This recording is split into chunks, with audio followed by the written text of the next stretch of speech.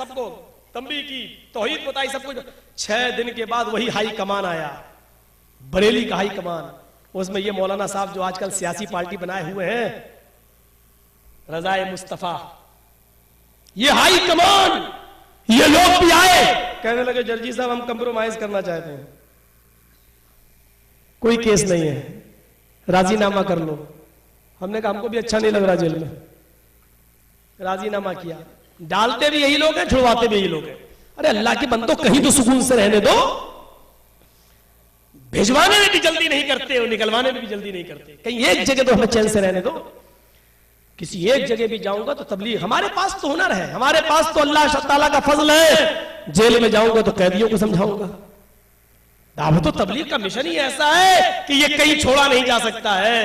हर हाल में जेल में जाऊंगा तो उधर भी नमाज ही पढ़ाना पड़ेगी, इमामत करना पड़ेगी। एक आदमी हमसे जब जेल से छूटे तो वहां से निकला कि मौलवी साहब चोरों की इमाम थे। हमने कहा चोर भी तो तुम्हारे लोग थे, उन्हीं का इमाम था। ऐसे ऐसे तंज मारे जाते हैं हमारे ऊपर। मैं कोई चोरी में, डकैती में, जिनाकारी में, बलात्कार में, रेप में थोड़ी गया हूं। मैं गया हूं तो अल्लाह के कलमे को बुलंद करने के लिए गया था, तौहीद के रास्ते में जेल में गया था, और इस तौहीद के रास्ते में एक बार नहीं 1000 बार जाने के लिए तैयार हूं। ये मौलवी लोग जुमे में सुमैया को पैर बांध दिए गए, चीर दिया गया, शर्मगाह में नेजा डाल दिया गया, बिलाल को तपती रेत में लिटा दिया। ये किससे बयान करना जानता है ये मौलवी जुमे के खुतबों में, लेकिन जेल में रहना नहीं जानता है, जेल में जाना नहीं जानता है। मुसीबतें हैं तो मुसीबतों को, सुमैया और बिलाल की तकलीफों को बर्दाश्त करना नहीं जानता है। ऐसे मौलवी को जुमे के खुतबे में और तकरीरों में सुमैया और बिलाल का किस्सा बयान करने का कोई हक नहीं है, जो जेल की तकलीफें उठाने के लिए तैयार नहीं है, जो हक बात कहने के लिए तैयार नहीं, उसको हक भी नहीं पहुंचता कि वो सुमैया का और बिलाल का किस्सा बयान करे। मेरे भाइयों, तसव्वुर करो उस चिड़िया को, कैसे लग रहे तुम्हें अल्लाह के नबी। और ये वाकया, अल्लाह के नबी एक अंसारी के बाग में दाखिल हो गए, अंसारी खुश हो गया। अबू दाऊद किताबुल जिहाद, दरवाजा खुल गया, अल्लाह के नबी को दस्तरखान लगा दिया, खजूर और अंगूर के खोशे रख दिए, लीजिए खाइए। अल्लाह के नबी उस अंसारी के बाग में बैठ गए। मीडिया वालों, तुम्हें कसम है अगर मौजूद हो तो वही बात लिखना जो मैं बोल रहा हूं। अब तुम्हें इस्लाम का चेहरा कैसा लग रहा है। अल्लाह के नबी सल्लल्लाहु अलैहि वसल्लम दस्तरखान पर बैठे, खजूर अभी आपने उठाया नहीं कि अचानक अल्लाह के नबी की नजर उस बाग के ऊंट के ऊपर पड़ गई। ऊंट भी नबी अकरम को देख रहा था। जैसे उस ऊंट ने अल्लाह के नबी को देखा और नबी ने उस ऊंट को देखा, हन्ना वज़रा फतैना, उस ऊंट ने रोना शुरू कर दिया और इतना रोया कि उसकी आंखों से आंसू बह पड़े।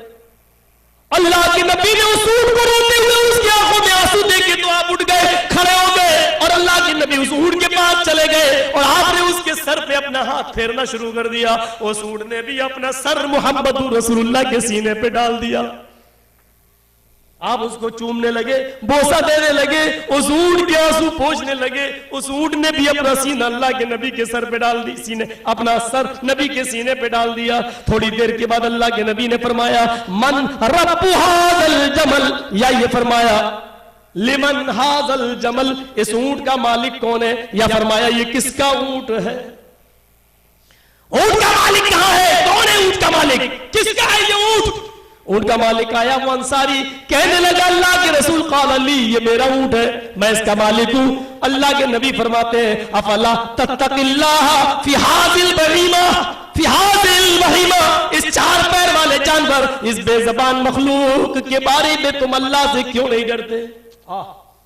इस बेज़बान मखलूक के बारे में, इस 4 पैर वाले जानवर के बारे में, चौपाए के सिलसिले में तुम अल्लाह से क्यों नहीं डरते।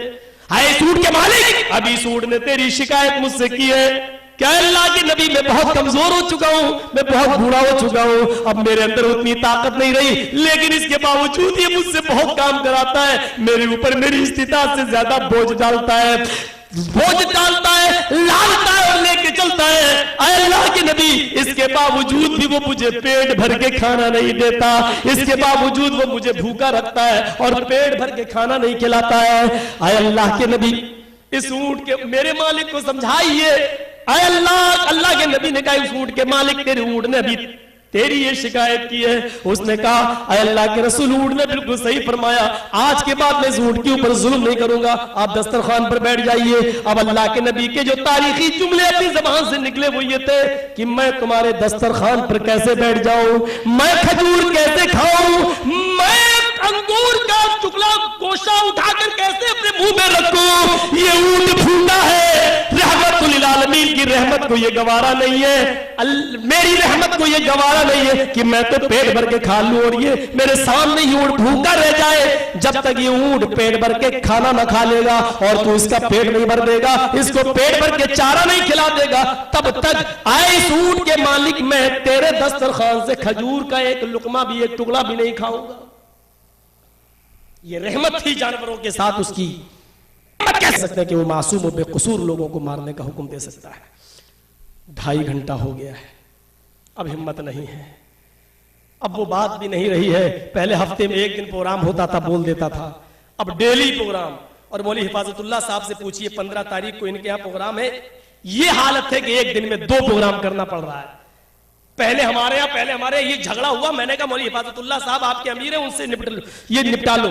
इनको बीच में पढ़ना पड़ा अपने इलाके के लिए कि पहले कहां बोलेंगे, दोबारा कहां, दूसरी शिफ्ट में 1 दिन में 2 प्रोग्राम करना पड़ रहा है, क्योंकि टाइम ही नहीं है, बड़ी मजबूरी है मेरे साथ। तो मेरे प्यारे साथियों, अब हिम्मत नहीं है, आपकी भी बेटे होंगे, आप मुझे अपना बेटा, अपना भाई समझकर माफ करें, फिर कभी इंशाअल्लाह देखता हूं। अल्लाह से दुआ करता हूं कि बारे इलाह हम जमीन मुसलमानों को रसूल की रहमत से मुस्तफीज होने की तौफीक अता फरमा, और अल्लाह इस उम्मत इस्लामिया को रसूल के नक्शे कदम पर चलने की तौफीक अता फरमा, रसूल की जिंदगी को हमारे लिए आइडियल मॉडल बना दे, नबी की इताअत और रसूल से मोहब्बत करने की हमें तौफीक अता फरमा। जब तक जिंदा रख इस्लाम पर जिंदा रखना और खात्मा हो तो ईमान पर फरमाना। वमा अलैना इल्लल बलागुल मुबीन व आखिरु दावाना अनिल हम्दुलिल्लाहि रब्बिल आलमीन। अस्सलामु अलैकुम व रहमतुल्लाहि व बरकातुहू।